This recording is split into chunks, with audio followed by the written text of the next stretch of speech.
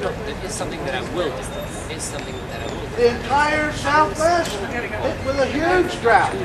700 people died in the drought. He's telling me, I want you to read this. I said it's going to be extremely hot. Long periods of time with no rain. It's not like a drought you've experienced before. 700 people died. But that's just some of the things. When God broke through into my life, He broke through in a big way. He has always shown Himself supernaturally to be true to me. Always.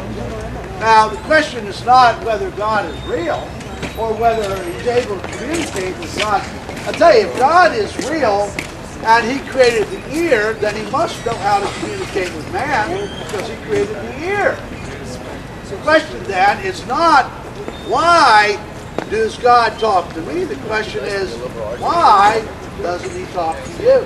That's the issue. Why doesn't He talk to you?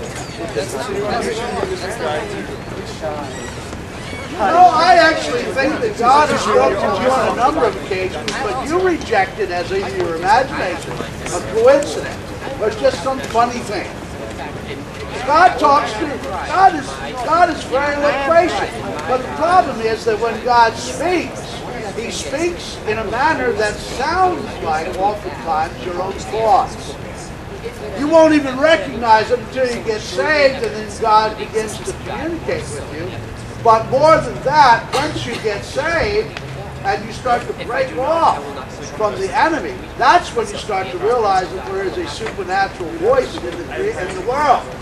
When the enemy starts to talk to you. And my daughter repented of backsliding a couple of months ago, and every day, not every day anymore, it was every day for several months, but mostly every other day now, she calls and she tells me what the enemy is telling her.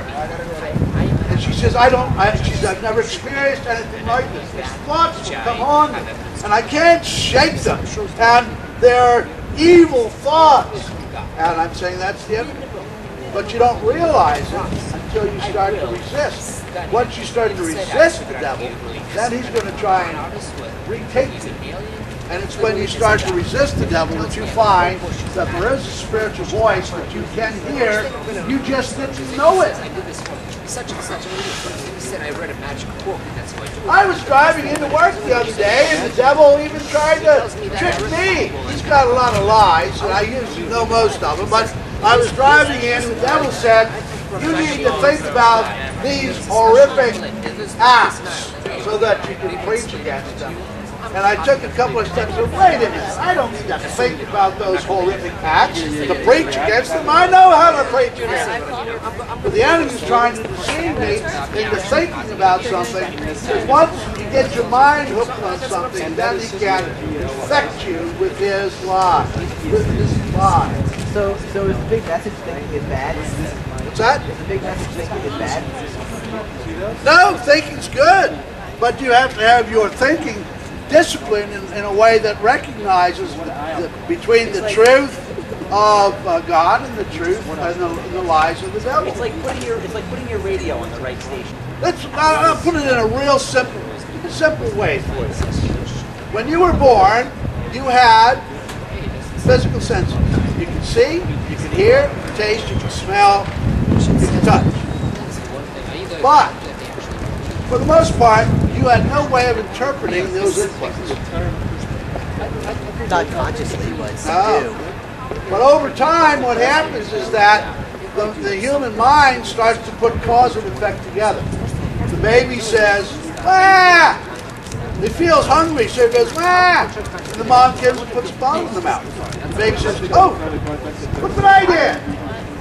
And so the mind then begins to pair up cause and effect, and by doing that, the mind begins to build a vocabulary of meaning, where certain sounds have meaning. And when the baby says, Ma, Ma, and this person who's been feeding her all these times starts going, woo, woo, the baby says, oh, that must mean something. The baby's not confused, the baby's intelligent. If the baby were confused, it would never be able to learn. So over time then, Over time, then, the baby learns the vocabulary of the parents. So ultimately, then, the child starts to employ the vocabulary of the parents to communicate that child's inner truth with the external world. Well, over time, then, the child then starts to engage in something intellectually important, and that is what I call selective perception. In other words, when you are a baby and your mom teaches you that that color is green, that color is going to be green, and someone comes along and says, well, no, that's ball. Well, the baby says, no, that's, Mommy says that's green. So what happens is that the human intellect is designed in such a way as to exclude those things which do not fit in with your preconceptions, with your worldview, as it now stands. So what happens is that when God begins to reveal things about himself to you, because the things of the Spirit of God are contrary to the things of the world, you filter them out. You reject them.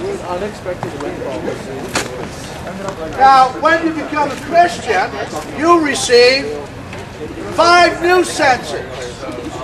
Words of knowledge, words of wisdom, tongues of interpretation, prophecy, and spiritual discernment. And you have to learn how to use those spiritual gifts to communicate with God. And so over time you build up a new vocabulary. And the building up of that new vocabulary transforms the way you look at things. You don't look at them the same way. And when you find out that God communicates, from that point on, you can't be stopped. It's when the enemy gets you to stop looking at God that you get stopped. Well, we're up to today. Oh no! Is that it? Something's doing it. By the way, you like this weather I prayed for? Yeah, I thought it was. Thank you. What did you pray for? The weather. Wasn't it? Yesterday, I think. You make me water. I don't, by the way, I don't watch the weather yet. So tomorrow's Thursday? I can. You want me to pray that tomorrow's Thursday? Yes. It's done. Another miracle. Hallelujah. Finally got him to do something. Another miracle. So it's declared that tomorrow is Thursday. Now that ends the Broke story. Hopefully that will be up in 6 parts on YouTube by the end of the weekend.